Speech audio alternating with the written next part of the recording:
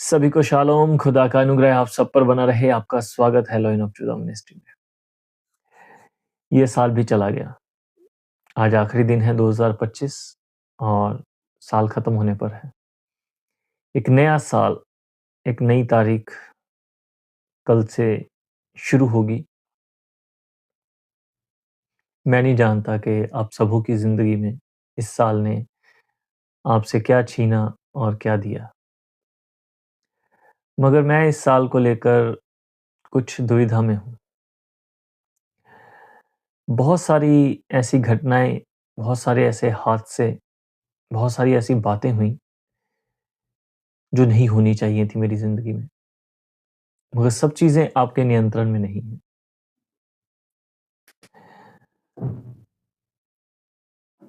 जो चीज़ें आपके नियंत्रण में नहीं है, आप उसमें से सफ़र करते हो। और ऐसे अनुभव, ये घटनाएँ, ये बातें मेरे को दे के गईं कि शायद ही ये दिल से कभी उतरेंगी। ना ही होती तो अच्छी थी। वो ज़्यादा बेहतर था। मगर क्या करें, जैसे मैंने कहा कि हर चीज़ आपके नियंत्रण में नहीं। आप नहीं कर सकते। तो ये होनी थी, ये हुई। नाराज़गी भी है थोड़ी-सी इस साल से। इस साल से है या खुद से है, ये आप बता देना। बहुत सारी बातें मेरे नियंत्रण में थी, जो मैं कर सकता था, वो मैंने नहीं की। और वो जो लिस्ट है, वो मेरी खुद के लिए थी कि मैं खुद के लिए बहुत कुछ कर सकता था, मगर मैंने नहीं की। दूसरों के लिए तो जो कुछ करना पड़ता है, मैं बियॉन्ड द लिमिट भी जाकर करता हूँ। मैं तारीफ़ नहीं कर रहा, बता रहा हूँ। मगर नाराज़गी मेरी खुद से है कि मैंने बहुत सारी बातें थी, जो मैं खुद के लिए कर सकता था, मगर मैंने नहीं की। अगर मैंने की होती, तो शायद ये साल कुछ और बेहतर होता। सो इसी अनुभवों के साथ मैं 2026 में जा रहा हूँ और मैं नहीं प्रॉमिस करता कि मैं आने वाले साल में पता नहीं क्या कर दूँगा, कुछ नहीं करने वाला है, ऐसे ही जाएगा। क्या कर सकता हूँ, कोशिश करूँगा कि मैं इस साल की जो गलतियाँ हैं, वो अगले साल में रिपीट ना करूँ।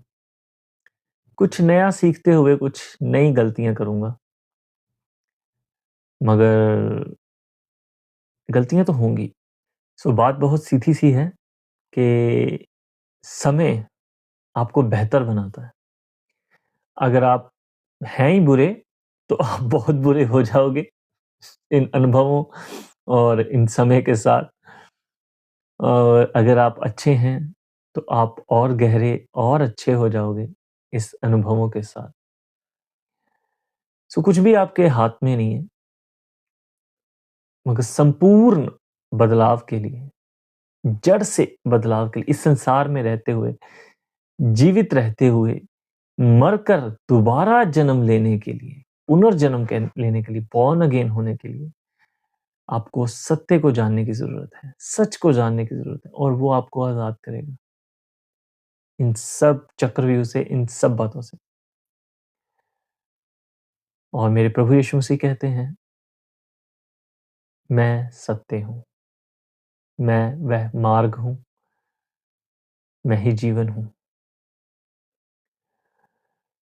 तो जब आप प्रभु यीशु मसीह के उस असीम सत्य को जानते हैं, एक परमेश्वर पिता जो पोशीदगी में है, जिन्होंने अपने पुत्र परमेश्वर को हमारे लिए कुर्बान किया, ताकि हम अनंत जीवन पाएँ, उसे हमारे लिए कुर्बान किया, उस पापी काठ की मौत पर, ताकि वो सूली की मौत से हम बचाए जाएँ। उस प्रेम को, उस त्याग को, उस अनुग्रह को जब आप अपने जीवन में ग्रहण करते हैं, तो वो आज़ादी, वो स्वतंत्रता, वो अनुग्रह आपके जीवन का हिस्सा बनता है।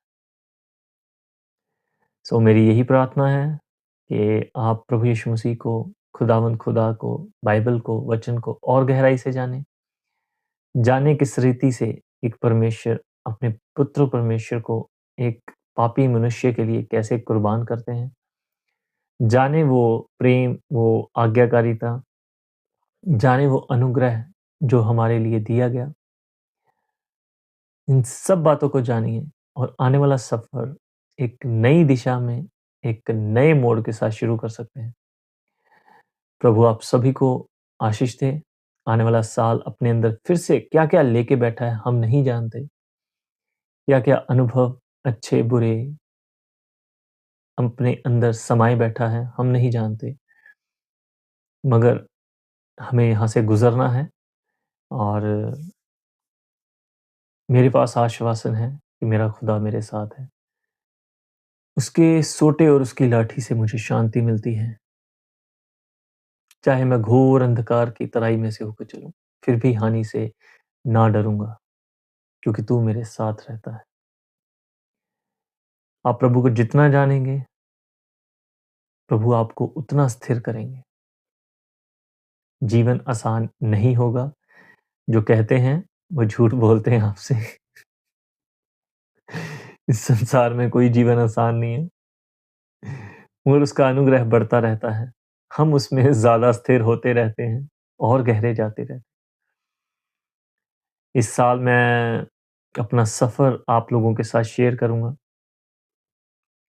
मैं जितना परमेश्वर ने मुझे दिया, किस रीति से मुझे सिखाया, वो सब बातें सच्चाई और ईमानदारी के साथ आपके सम्मुख रखूँगा।